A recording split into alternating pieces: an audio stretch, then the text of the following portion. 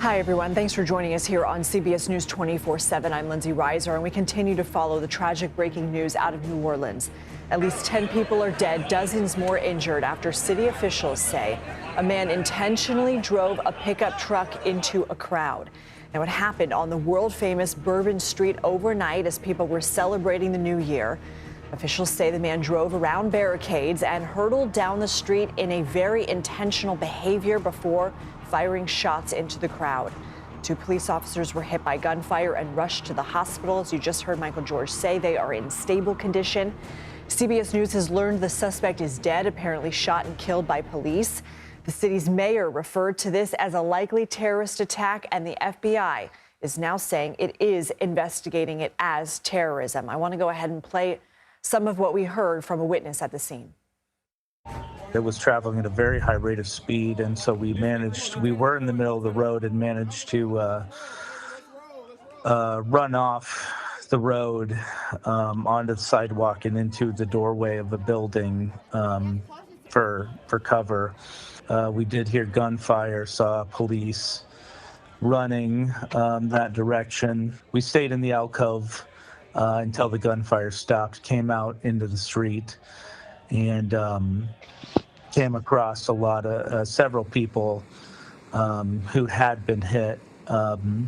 Wanted to see what we could do to help and administer any first aid.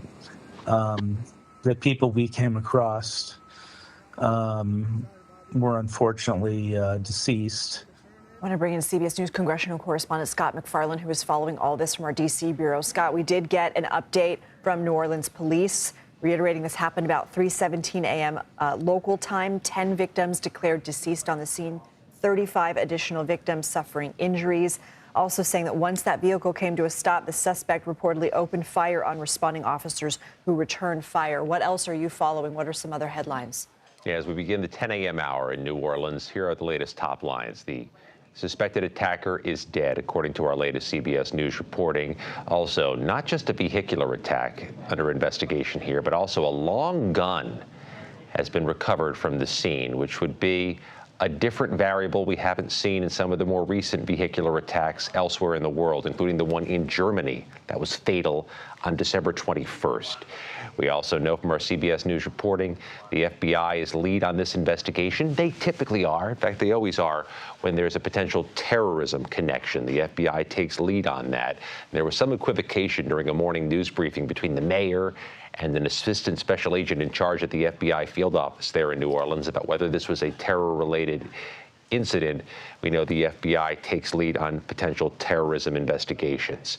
We also can expect this is going to change some of the security planning, or at least change how the security plans are articulated for tonight's Sugar Bowl in New Orleans and next month's Super Bowl in New Orleans, but also all the many heavy pedestrian events expected across America today, this New Year's holiday, and in the coming days. Heavy pedestrian events expected, among other places, here in Washington, site of the inauguration, January 20th. I do believe we have a statement from the Sugar Bowl. We're going to put it up on the screen, and I'm going to read it at the same time as all of you. The statement reads, "The Sugar Bowl committee is devastated by the terrible events from early this morning. Our thoughts and prayers are with the victims and their families." That is from CEO Jeff Hundley. Scott, you had mentioned the car attack in Germany as well. I want to read some of what witness statements we have into CBS News. Somebody saying he was hell-bent on creating the carnage and damage that he did. I mentioned Germany because we know that that person also drove through a crowd at a high rate of speed with a high number of casualties there as well. We're looking at some video from the aftermath of the New Orleans event. Scott, what more are we learning here from law enforcement officials about what else they are investigating at this time? And we were told that possible improvised explosives were found nearby, but unclear if they were related. Any more information that we have about that? Now, among the first priorities for law enforcement here, Lindsay, is to see if there are other people somehow connected to this attack. Right. were there co-conspirators, others who may have been parts of plotting or planning, or somebody who could help deduce a motive to see if there's a risk of future attack. It's going to be a component of what law enforcement does, and it's likely going to bring them to this attacker's home and to this attacker's family, friends, and associates. That's a next step, but a pretty short-term next step, likely over the coming hours. There's also been, perhaps this is no surprise, a back-and-forth wrestling over what to do about vehicular traffic in the French Quarter of New Orleans. It's been going on for years. CBS News has reviewed memos over the past 10 years from New Orleans city officials in which they've discussed possibly further restricting vehicular access to that area, specifically concerned about this type of threat. In 2017, they put this on paper. Maybe we should further reduce vehicular traffic to prevent a mass casualty incident. We know in 2020, when they were making their plans for the Sugar Bowl that year, they limited vehicular traffic during peak hours of pedestrians, which in New Orleans is 8 p.m. to 4 a.m.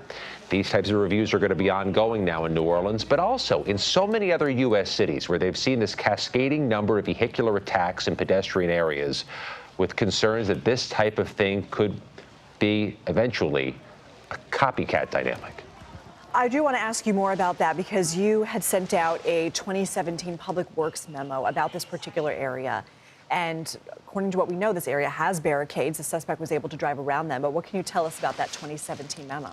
That's part of what the criteria is here, is that these barricades are not foolproof. They're not impenetrable, and I think we saw part of that dynamic last night. But in any American city, if you want to shut off vehicular traffic to a business district, you're going to get some concern among the businesses and the residents who want to make sure that they stay open, stay vibrant, and have a good traffic of people. So there's always going to be a tug, a push and pull when you want to just stop vehicles from coming through an area.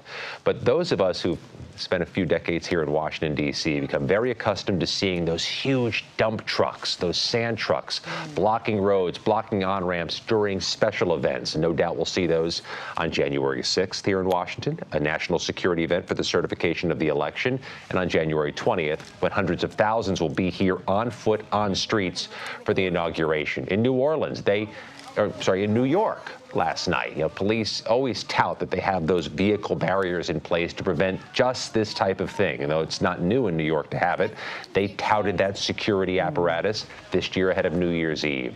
This is going to be a dynamic cities across America are going to have to grapple with and rethink, with the risk of copycats.